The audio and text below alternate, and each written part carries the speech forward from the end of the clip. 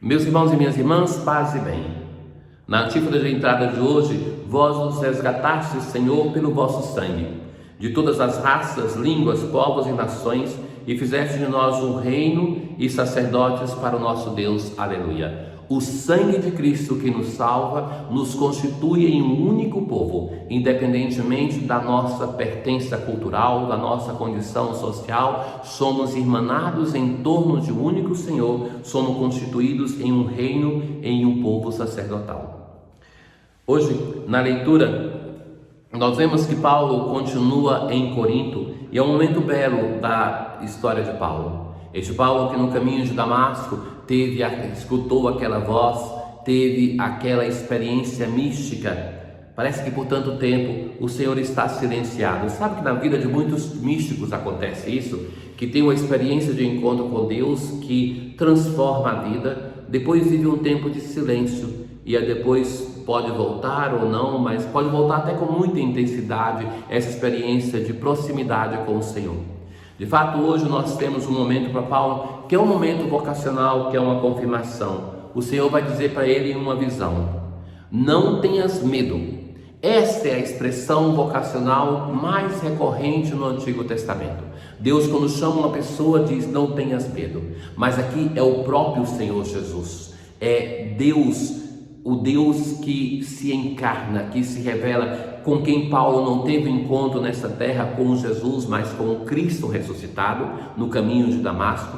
É Ele próprio que vai dizer: não tenhas medo, continua a falar e não te cales, porque o missionário, o profeta, não se pode calar. Ainda que as pessoas não escutem, se anuncia para as pedras, se anuncia como Santo Antônio para os peixes em Rímini, mas se deve anunciar, e se anuncia com vigor, porque eu estou contigo. Esta é a garantia: eu estou contigo. Essa expressão também é muito recorrente na vocação de tantos na Bíblia.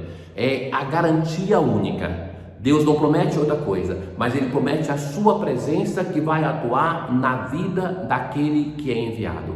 Na vida de Paulo: ninguém te porá a mão para fazer mal. Nessa cidade há um povo numeroso que me pertence. Então, assim Paulo vai ficar 1 ano e meio em Corinto. Vai chegar um momento que os judeus vão se insurgir contra ele e vão levá-lo ao tribunal romano. E então o procônsul vai dizer que não vai fazer nada, porque não é uma questão civil, mas uma questão religiosa. Então eles vão se insurgir contra Sóstenes, o chefe da sinagoga, porque ele permitia que Paulo estivesse ali. E então Paulo vai se despedir depois de Corinto, vai para Síria, em companhia de Priscila e Áquila. Recordam-se que os dois que são apresentados como um casal. Então, essa dimensão da família que apoia Paulo, que é uma dimensão bela. Sabe que nós hoje vivemos num momento que muitos leigos e leigas partem em missão. Seria desejoso que nas nossas comunidades a consciência missionária também existisse, que as pessoas partissem em missão, quando as pessoas poderiam dar mais do que dão pela causa do Evangelho. Se nós continuarmos somente a pensar assim, que eu estou na igreja para receber, uma grande maioria faz isso, vem para a igreja para receber, como a igreja tivesse como se ele não fosse da igreja, mas o cliente. Mas todos nós, pelo batismo, nós somos missionários, e todos nós devemos ter um empenho missionário. Mas por outro lado, tem aquelas pessoas que na vida de paróquia fazem tanto, mas essa consciência de que eu já faço tanto não ajuda a deixar-se desafiar pela obra do Evangelho, para dizer: tá bom, eu estou fazendo, não estou fazendo bem, faço com qualidade, ou talvez me canso tanto para fazer com a má qualidade o meu serviço. Mas não é possível fazer algo mais, porque o encontro com o Senhor deve produzir em nós um tal desejo que eu devo querer fazer sempre mais pela causa do Evangelho. Eu não posso me acomodar, devo me lançar na obra da redenção, para que o meu irmão possa conhecer Jesus através do meu testemunho, através do meu anúncio. Em Cencreia, Paulo rapou a cabeça, pois tinha feito uma promessa. Então esse fato curioso da vida de Paulo Então, o que dizer das promessas? Irmãos caríssimos, Deus sabe do que nós precisamos, o Senhor Jesus já nos disse.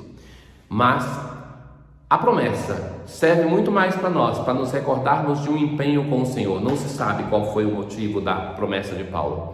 Então, as promessas, o ideal é não fazê-las, no sentido assim, basta o teu pedido ao Senhor, não precisa fazer essa relação de barganha. Você pode e deve se impor uma vida de penitência, sim, mas quem faz promessa deve cumpri-la. Esqueceu ou não fez, porque muitas vezes as pessoas ganham a graça e depois não cumprem a promessa. Então você procure um sacerdote e explique a situação e que ele vai determinar o que você vai fazer. Não é você mais que administra aquilo que você não foi fiel e não foi competente em realizar. O salmo responsorial de hoje: povos todos do universo, batei palmas, gritai a Deus aclamações de alegria. Sublime ao Senhor, o soberano. A insistência do tempo pascal sobre isso, sobre que todos os povos estejam aplaudindo, louvando o Senhor. Os povos sujeitou ao nosso jugo, escolheu a nossa herança. É o povo de Israel que fala. A glória de Jacó, seu bem-amado. Salmodiai ao nosso Deus ao som da harpa. Na aclamação ao Evangelho, era preciso que Cristo sofresse e ressuscitasse dos mortos para entrar em sua glória. Em que sentido era preciso? O Pai não o envia para isso, mas por ser fiel ao Pai, ele tem a necessidade de ser fiel até o fim, como nós também devemos ter. Então, lembram que no Evangelho de ontem, os discípulos, eles vão dizer assim: não entendemos o que ele quer dizer. Então, por causa daquilo que Jesus vai dizer, pouco tempo ainda, já não me vereis, e outra vez, pouco tempo, e me vereis de novo, os discípulos manifestam a ignorância deles.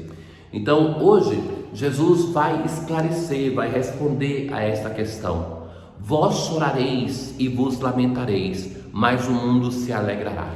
Ou seja, o mundo tem um ideal que é diferente do ideal do discípulo de Jesus. A busca da felicidade do mundo não é aquela felicidade que busca o discípulo. Se nós não nos ativermos a isso, se nós permitirmos que o mundo vá entrando na nossa vida, nós vamos sendo arrancados do Senhor Jesus. Então, para que nós tenhamos a esperança cristã, para que nós busquemos a alegria do Evangelho, é preciso também que nós eduquemos o nosso coração, a nossa vida, para querer aquilo que é de Cristo. Mas a vossa tristeza vai transformar-se em alegria. Então, Jesus cita a mulher que dá a luz, fica angustiada, mas depois ela fica alegre, por causa da alegria de um homem ter vindo ao mundo. A imagem da mulher que está sofrendo com a dor do parto, ela é muito difusa na Bíblia. Muitos profetas vão usar essa imagem.